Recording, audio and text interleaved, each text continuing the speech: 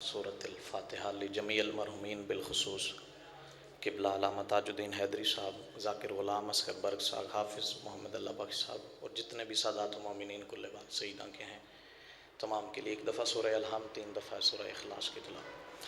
بسم اللہ الرحمن الرحیم، الحمدللہ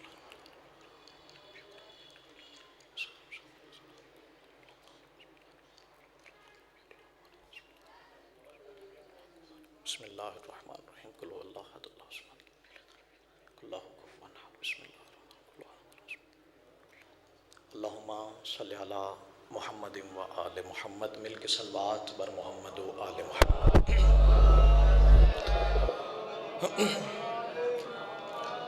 رب اعوذ بک من ہمزات الشیاطین و اعوذ بک ربی ان یحضرون، بسم اللہ الرحمن الرحیم، الحمدللہ الخالق العباد وساتح المہاد ومسیل الوہاد ومحسب النجات، لیس لأولیتہ ابتداء ولا لأزلیہ انقضاء، والاول لم یزل والباقی بلا اجل، وخرت لہ الجبا ووحدت لہ الشفا، الصلاة والسلام علی رسولہ الفرشی المکی المدنی ابی القاسم محمد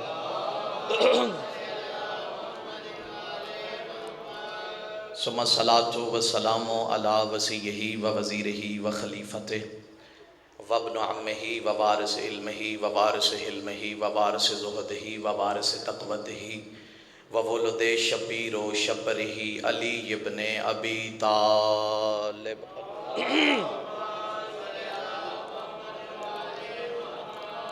ثم الصلاة والسلام علی الصدیقۃ الطاہرۃ المطہرہ العالمۃ الفاضلۃ الناصرہ التقیۃ النقیۃ الزکیۃ المرضیہ محدثۃ المقدسۃ النورانیۃ السماویہ الفاطمۃ ام ابیہا سیدۃ النساء العالمین۔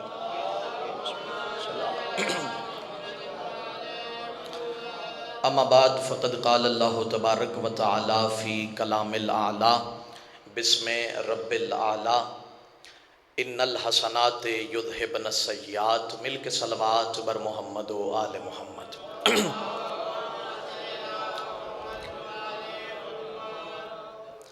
نعرہ تکبیر، نعرہ تکبیر، نعرہ رسالت، نعرہ رسالت، نعرہ حیدری، پھر بھی نعرہ حیدری، دونوں ہاتھ بلند کر کے حیدری، حسینیت، حسینیت، یزیدیت، یزیدیت، پاک سیدہ کے دشمنوں پہ لعنت، مخدومہ کائنات کو اذیت دینے والے ملعونوں پہ لعنت، خوشنودی صاحب الامر، مل کے صلوات تلاوت فرمائیں بآواز بلند۔ اللہم نہایت ہی واجب الاحترام سامعین محترم، عزاداران مظلوم کربلا، حاضرین جنت الحسین، سب سے پہلے تو میں حقیر کا یہ بہت بڑا شرف ہے کہ ایک سرمایہ ملت جعفریہ میرے بعد تشریف فرما ہیں اور ان کے سامنے مجھے پڑھنے کی سعادت حاصل ہے۔ یہ میں حقیر کے لیے ایک بہت بڑی سعادت ہے الحمدللہ، اور قبلہ کی دعا لینے کے لیے بس چند کلمات بادشاہ کے ذکر کے۔ قرآن حکیم میں مالک دو جہان ارشاد فرما رہا ہے ان الحسنات یذہبن السیئات، کہ بے شک نیکیاں جو ہیں وہ گناہوں کو دور کرتی ہیں، نیکیاں گناہوں کو دور کرتی ہیں۔ بس میں کوشش کروں گا قبلہ کے لیے تھوڑا سا ماحول بن جائے۔ نیکیاں گناہوں کو دور کرتی ہیں، بندہ نیکی کرتا ہے، نیکی لکھنے والا فرشتہ بندے کی نیکی لکھتا ہے، گناہ کرتا ہے، گناہ لکھنے والا فرشتہ بندے کے گناہ لکھتا ہے۔ بندہ نماز پڑھے، نماز کی نیکی تو ملتی ہے، گناہ اس سے معاف نہیں ہوتے، گناہ دور نہیں ہوتے۔ گناہ دور ہونے کے لیے چند شرطیں ہیں۔ تبھی گناہ ختم ہوتے ہیں۔ صادق آل محمد کے پاس بندہ آیا، کہتا ہے مولا مجھے سمجھ نہیں آ رہی اس آیت سے مراد کیا ہے، وہ کون سی ایسی نیکیاں ہیں جو گناہوں کو دور کر دیتی ہیں، وہ کون سی ایسی نیکیاں ہیں جن سے اللہ گناہوں کو مٹا دیتا ہے، وہ کون سی ایسی نیکی ہے جو بندہ نیکی کرے اور بندے کے گناہ ختم ہو جاتے ہیں۔ مولا کیا وہ نیکی نماز ہے؟ سرکار فرماتے ہیں نہیں۔ مولا روزہ ہے؟ فرماتے ہیں نہیں۔ مولا زکوٰۃ ہے؟ فرماتے ہیں نہیں۔ مولا حج ہے؟ فرماتے ہیں نہیں۔ ہاتھ جوڑ کے کہتے ہیں میرے مولا پھر آپ فرما دیجئے وہ نیکی کون سی ہے جو بندہ کرے تو بندے کے گناہ دور ہو جاتے ہیں۔ کریم آل محمد اپنے نوکر کی طرف دیکھ کے مسکرا کے فرماتے ہیں یاد رکھنا وہ نیکی جو گناہوں کو دور کرتی ہے وہ میرے دادے علی کی ولایت ہے۔ یا علی وہ جو نیکی گناہوں کو دور کرتی ہے وہ میرے دادے علی کی ولایت ہے۔ میرے دادے علی کی ولایت۔ اہل سنت کی کتابیں قبلہ تشریف فرما ہے، اہل سنت کی کتابیں اٹھا کے دیکھ لیجئے، کائنات میں واحد میرا سلطان مولا علی ہے جسے دیکھ کے فرمایا یا علی تیری محبت گناہوں کو ایسے کھا جاتی ہے جیسے آگ خشک لکڑی کو کھاتی ہے۔ بڑی مہربانی، مالک آپ کو سلامت رکھے۔ یا علی تیری محبت، یا علی تیری محبت گناہوں کو ایسے کھا جاتی ہے اور جیسے خشک لکڑی کو آگ، میرے بادشاہ دعا فرمائیے گا، جیسے خشک لکڑی کو آگ کھا جاتی ہے۔ خدا کی قسم کوئی عبادت قابل قبول نہیں اگر علی کی ولایت نہ ہو، کیونکہ ہر عبادت کی قبولیت کی ضامن ہے علی کی ولایت۔ یا علی کی ولایت ہو تو روزہ روزہ ہے، نماز نماز ہے، حج حج ہے، زکوٰۃ زکوٰۃ ہے۔ علی کی ولایت نہیں تو نماز نہیں، ورزش ہے۔ اگر علی کی ولایت نہیں تو روزہ نہیں، ڈائٹ بندہ کرتا ہے۔ خدا کی قسم علی کی ولایت نہیں، کعبے کا حج نہیں، نصیب کا چکر ہے۔ علی کی ولایت ہے تو کائنات میں ہر عمل قابل قبول ہے۔ میرے بادشاہ فرماتے ہیں میرے دادے علی کی ولایت اللہ نے ہر شے پہ لازم کی ہے۔ نبیوں پہ میرے دادے علی کی ولایت واجب، ولیوں پہ میرے دادے علی کی ولایت واجب، کائنات کے ہر ذرے پہ میرے دادے علی کی ولایت۔ کریم فرماتے ہیں میرے دادے علی کی ولایت کے معاملے میں اگر کسی نبی نے بھی دیری کی ہے اللہ نے اس نبی کو بھی نہیں بخشا۔ ذرا سی دیری ولایت علی کے معاملے میں اگر کسی نبی نے کی ہے، کائنات کے سلطان میرے مولا زین العابدین منبر پہ تشریف فرما ہے، بادشاہ خطبہ دے رہے ہیں۔ الدمعۃ ثاقبہ کتاب کے اندر یہ واقعہ موجود ہے جو پڑھنے لگا ہوں۔ میرے بادشاہ منبر پہ تشریف فرما خطبہ دے رہے ہیں۔ خطبہ دیتے ہوئے میرے مالک نے فرمایا کہ اللہ کے نبی یونس جو مچھلی کے پیٹ میں رہے ہیں وہ میرے دادے علی کی ولایت کی وجہ سے ہے۔ میرے دادے علی کی ولایت کی وجہ سے اللہ کے نبی یونس کو اللہ نے 40 دن تک مچھلی کے پیٹ میں رکھا۔ اب کچھ مومن بڑے کمال کے ہوتے ہیں، وہ فضائل مولا کے سن کے پھر باہر مجلس سے جا کے جھومنا شروع کر دیتے ہیں۔ جب فضائل مولا کا یاد آتا ہے ایک مستی طاری ہو جاتی ہے۔ مولا کا ایک نوکر یہ فضائل سنے، اب میں فضائل پڑھ رہا ہوں، میری کیفیت اور ہے، مجھ سے سننے والوں کی کیفیت اور ہے۔ کیا کیفیت ہوگی اس مومن کی جو زین العابدین کی زبان سے علی کے فضائل سنتا ہو؟ کیا کیفیت ہو اس مومن کی جو زین العابدین کی زبان سے فضائل علی سنتا ہو؟ مستی میں جا رہا ہے کہ رستے میں ایک بندے سے ملاقات ہوئی، تاریخ میں اس کا نام عبداللہ ملتا ہے۔ عبداللہ سے اس کی ملاقات ہوئی اور جیسے وہ مستی میں تھا، جھوم رہا تھا، اور کیوں اتنا خوش ہے؟ کیا ہوا ہے تجھے؟ کیوں اتنا مستی میں ہے؟ انہوں نے کہا آج بڑا لطف آیا ہے، میرے مولا زین العابدین نے اپنے دادے کے فضائل سنائے ہیں۔ میرے مولا زین العابدین نے اپنے دادے کے فضائل سنائے ہیں، وہ میں نے سنے ہیں اور مجھے اسی فضائل میں مدہوش و مست ہوں۔ کیا فضائل سنائے ہیں؟ کہا جو اللہ کے نبی یونس کو مچھلی کے پیٹ میں رکھا وہ میرے دادے علی کی ولایت کی وجہ سے ہے، میرے دادے علی کی ولایت کی وجہ سے۔ اب یہ مولا کا دشمن تھا، کہتے یہ کیسے ہو سکتا ہے؟ اب ان دونوں میں بحث شروع ہو گئی، بحث اتنی بڑی۔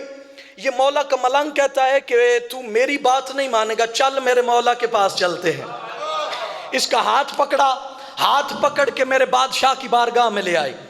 کہا مولا میں نے وہ فضائل جو آپ کی زبان سے میں نے سنے ہیں، مولا میں نے اسے سنائے ہیں، یہ مانتا نہیں۔ کریم نے اس کی طرف دیکھا، کہا تو نہیں مانتا؟ مجھے شک ہے۔ کریم فرماتے ہیں اچھا تو یہ بتا کہ وہ فضائل جو میں نے اپنے دادے کے پڑھے ہیں وہ میں بیان کروں یا وہ مچھلی بیان کرے؟ ہائے ہائے، اور وہ مچھلی بیان کرے یا میں مولا کیا ہو کہ وہ مچھلی میں دیکھ لوں، اور جس کے پیٹ میں اللہ کا نبی یونس رہے ہیں وہ مچھلی میں دیکھ لوں۔ سرکار فرماتے ہیں اچھا اتنا تو بیتاب ہے؟ مولا نے اپنے خادم سے کہا پٹی لے آ۔ 2 پٹیاں مولا کا خادم لے آیا۔ سرکار نے فرمایا آنکھوں باندھ لو، آنکھیں باندھی۔ سرکار نے تھوڑی دیر گزرنے کے بعد فرمایا آنکھیں کھول لو۔ اب جیسے آنکھیں باندھی تھی تو مسجد نبوی، آنکھیں کھولی تو ایک صحرا پہ موجود ہے۔ اپنے آپ کو صحرا پہ دیکھ کے بڑا پریشان ہو گیا۔ کریم بادشاہ اس جگہ صحرا پہ سمندر کے کنارے میرے بادشاہ کھڑے ہو گئے۔ تاریخ میں اس مچھلی کا نام ملتا ہے نون۔ میرے بادشاہ زین العابدین نے اسی دریا کے کنارے پہ کھڑے ہو کے بادشاہ نے فرمایا اے نون مچھلی، میں تجھے حجت خدا زین العابدین حکم دیتا ہوں کہ پانی سے باہر آ۔ مچھلی میں تجھے حکم دیتا ہوں پانی سے باہر آ۔ اب حجت خدا کا حکم ملنا تھا کہ ایک بہت بڑی مچھلی پانی سے باہر آئی۔ علی کا دشمن مچھلی کو دیکھ کے چند قدم پیچھے ہٹا۔ خدا کی قسم یہ انسان ہے جو عقل رکھنے کے باوجود بھی ان کو سمجھتا نہیں۔ وہ مچھلی تھی جیسے پانی سے باہر آئی، اللہ نے مچھلی کو زبان دی۔ عزت وحدانیت کی قسم، میرے امام کو دیکھتے ہی مچھلی نے انسانوں کی زبان میں کلام کیا۔ کلام کر کے میرے مولا کی طرف دیکھ کے کہہ دیا السلام علیکہ یا ابن رسول اللہ، اے رسول کے بیٹے میرا سلام ہو، رسول کے بیٹے میرا سلام ہو۔ بادشاہ نے اس کو سلام کا جواب دیا۔ کریم فرماتے اچھا بتا، میں بتاؤں یا یہ بتائے؟ میں بتاؤں یا یہ بتائے؟ میں بتاؤں یا یہ بتائے؟ کیا کمال ہو، کیا کمال ہو مولا یہ پھر سے کلام کرے۔ بادشاہ فرماتے ہیں مچھلی میں تجھے حکم دیتا ہوں ذرا وہ واقعہ تو سنا کہ تجھے اللہ نے کیا حکم دیا تھا یونس نبی کے بارے میں۔ خدا کی قسم بادشاہ کا حکم ملنا تھا کہ مچھلی نے کلام شروع کیا۔ مولا زین العابدین کو مخاطب ہو کے مچھلی نے کہا اللہ کی نبوت، محمد کی رسالت، علی کی ولایت کی قسم، اللہ نے 40 دن یونس نبی کو جو میرے پیٹ میں رکھا اسی کے دادے کی ولایت کی وجہ سے تھا، اسی کے دادے کی ولایت کی وجہ سے تھا، اسی کے دادے کی ولایت کی وجہ سے تھا۔ اب جیسے مچھلی نے کلام کیا یہ ہکا بکا حیران، مولا کے قدموں پہ ہاتھ رکھے، کہتا مولا جلدی چلتے ہیں، جلدی چلتے ہیں۔ بادشاہ فرماتے اچھا چلو چلتے ہیں، جلدی کرو آنکھوں پہ پٹی باندھو۔ اب دوبارہ بادشاہ نے فرمایا آنکھوں پہ پٹی باندھو، پٹی باندھی۔ سرکار نے تھوڑی دیر گزرنے کے بعد فرمایا کھول لو۔ اب باندھی تھی تو دریا تھا، ایک صحرا پہ تھے، جب کھولی تو پھر سے مسجد نبوی۔ مسجد نبوی میں مولا کو دیکھ کے کہتا ہے مولا مجھے اجازت دیں، مولا مجھے اجازت دیں۔ اب یہ چلا گیا، خدا کی قسم علی کا نوکر اور مستی میں چلا گیا۔ انہوں نے کہا مولا مولا مولا کیا کمال ہے، پہلے تو فضائل سنے تھے، کیا کمال ہے مولا دکھا بھی دیے ہیں۔ مولا میں نے آنکھوں سے دیکھ بھی لیا ہے، آنکھوں سے دیکھ لیا ہے۔ مولا کیا یہ جو بندہ تھا، یہ جو بندہ تھا یہ مان گیا ہوگا؟ کریم فرماتے کبھی نہیں مانا ہوگا، کبھی بھی نہیں مانا ہوگا۔ مولا اتنا بڑا معجزہ دیکھنے کے بعد سرکار فرماتے ہیں اچھا تجھے اگر اپنے دل کی تسکین کے لیے یہ جاننا ہے کہ یہ مانا ہے یا نہیں، اس کے ساتھ سفر کر۔ اب یہ مولا کا نوکر پیچھے سے دوڑا، ایک دو گلی وہ آگے نکل گیا تھا، اسے جا ملا۔ اب جیسے جا ملا تو وہی باتیں اس نے شروع کر دی، کہا دیکھا زین العابدین نے کتنا بڑا معجزہ دکھایا ہے، اور کتنا بڑا معجزہ دیکھا ہے۔ اب جو کہ یہ ملاؤن تھا، اس نے کہا تجھے پتہ نہیں یہ محمد سے لے کے زین العابدین تک یہ کتنے بڑے جادوگر ہیں۔ اب جیسے اس نے جادوگر کا سنا، یہ بھاگتا ہوا مولا کے پاس آیا، آ کے مولا کے قدموں پہ ہاتھ رکھے، مولا کے قدم بوسی کر کے کہتے ہیں مولا تیرا شکریہ، مولا اپنے دادے کے فضائل بتا بھی دیے، دکھا بھی دیے، اور منافق کا نفاق بھی ظاہر کر دیا۔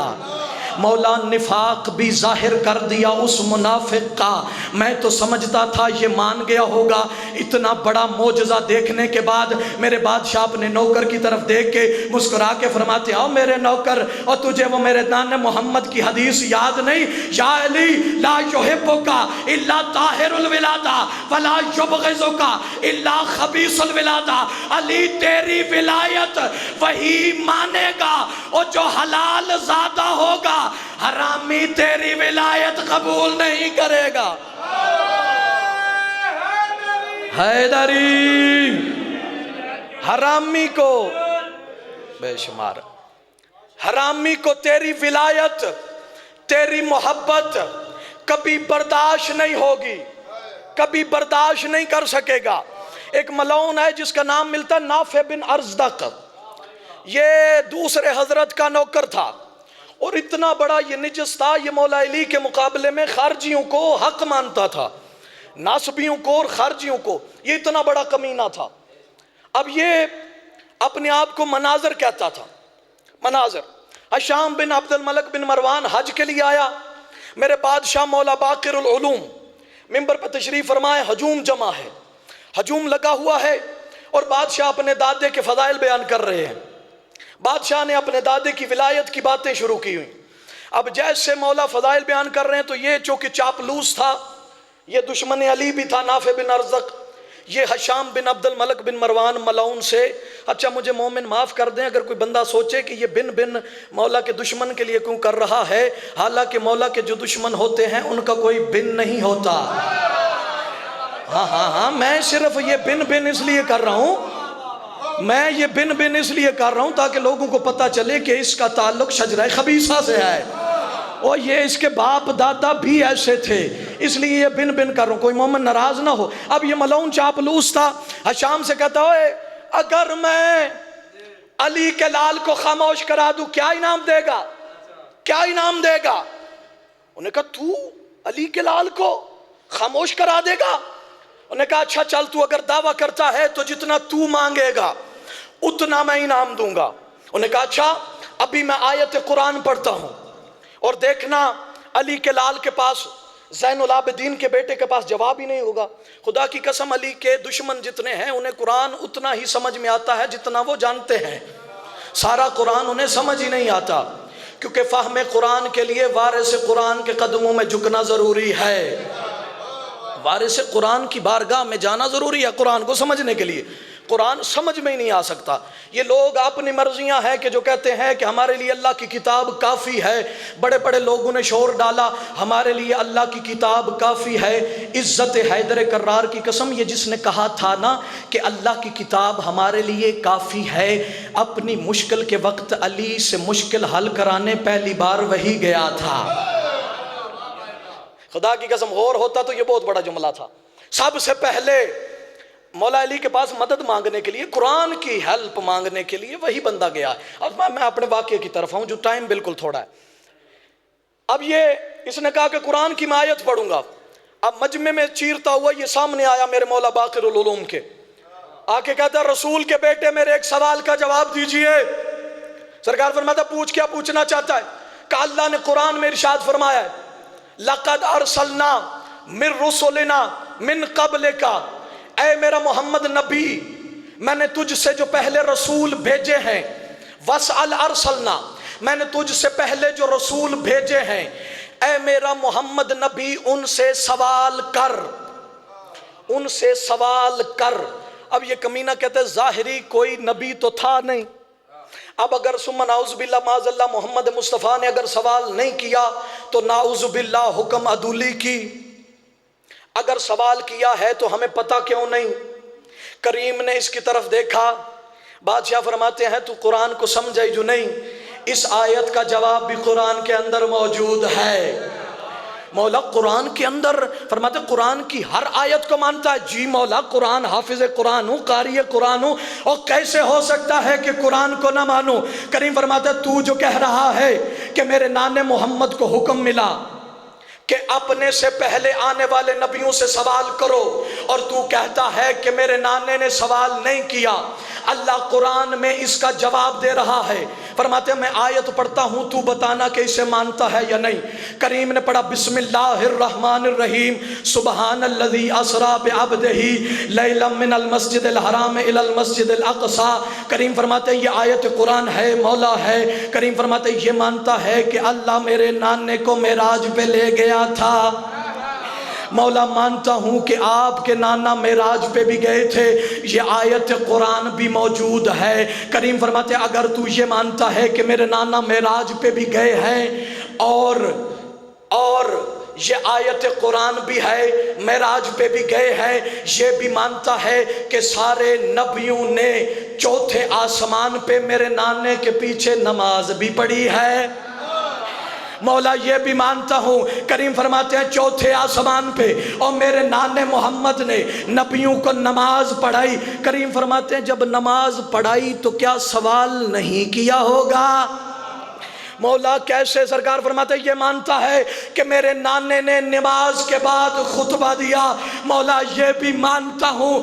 جب علی کے دشمن نے اتنا کہا اور بادشاہ فرماتے ہیں جب تو اتنا مانتا ہے کہ میرے نانے محمد نے خطبہ دیا تو پھر مان لے کہ وہاں میرے نانے نے سوال بھی کیا ہے، میرے نانے نے وہاں سوال بھی کیا۔ مولا کون سا؟ کہتے میرے نانے نے نبیوں سے سوال کیا، اللہ کے انبیاء فرماؤ تو صحیح، اور تمہیں اللہ نے نبوت سے کب اور کیسے نوازا، اور تم نے کیا کیا کہ اللہ نے تمہیں نبی بنایا، اللہ نے تمہیں نبی بنایا، اللہ نے تمہیں نبی بنایا۔ کہ جیسے میرے نانے نے سوال کیا، انبیاء نے دست بدست عرض کیا کہ یا رسول اللہ ہم نے جب اللہ کی توحید، آپ کی نبوت، آپ کے وسیع علی کی ولایت کا اقرار کیا، اللہ نے ہمیں نبی بنا دیا۔